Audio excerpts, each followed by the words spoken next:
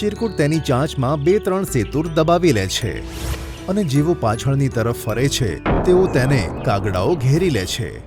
ગૂંગા પોપટ, શું હાલ છે? શું તું ચોરી કરવાનું પણ શીખી ગયો? ચિરકુટ કશું જ કહ્યા વગર ઉડવા લાગે છે. ત્યારે કાગડાઓ તેનો પંજો પકડીને કાળી ગુફા તરફ લઈ જાય છે અને દરવાજો બંધ કરી દે છે. અંધારામાં ચિરકુટ ડરી જાય છે. પછી કાગડાઓ બહારથી કહે છે, હવે એક સાપ આવશે અને તને ખાઈ જશે. આમ કહીને એક મોટું દોરડું ચિરકુટ ઉપર ફેંકે છે. ચિરકુટને લાગ્યું કે સાપ આવી ગયો અને તે સાપના ડરથી બૂમ પાડે છે. બચાવ, બચાવ, બચાવ! તેના ડરથી તેનો અવાજ આવી ગયો હતો. પછી ઘુવડ કાકા આવે છે અને તેને કાળી ગુફામાંથી નીકાળી દે છે.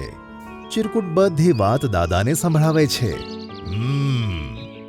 મને ખબર પડી ગઈ હતી કે તે ક્યારેય બોલવાનો પ્રયત્ન નથી કર્યો.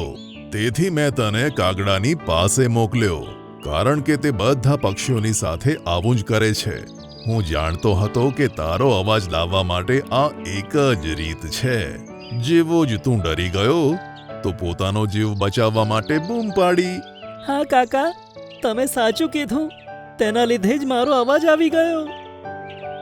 ચિંકી બહેન, તારો ખૂબ ખૂબ ધન્યવાદ જે તું મને અહીંયા લઈ આવી. આ તો મારી ફરજ હતી અને કોઈએ સાચું જ કીધું છે. ક્યારેક ક્યારેક બીક પણ કોઈ માટે ફાયદાકારક નીવડે છે.